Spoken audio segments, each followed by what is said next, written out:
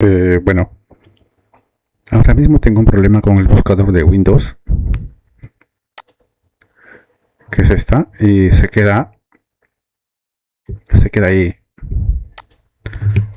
Por ejemplo, busco algo y nada, no reacciona. Ya vamos a darle control shift escape. Con eso se nos debería abrir con eso nos abre el administrador de tareas. Entonces vamos a ubicar el Windows Explorer.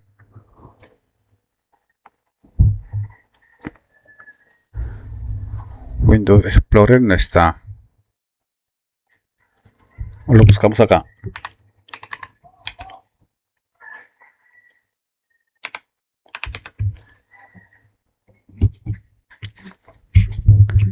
Eh, a ver, explorador de Windows.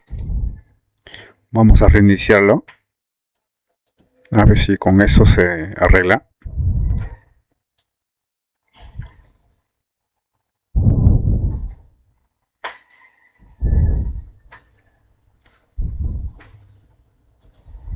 A ver.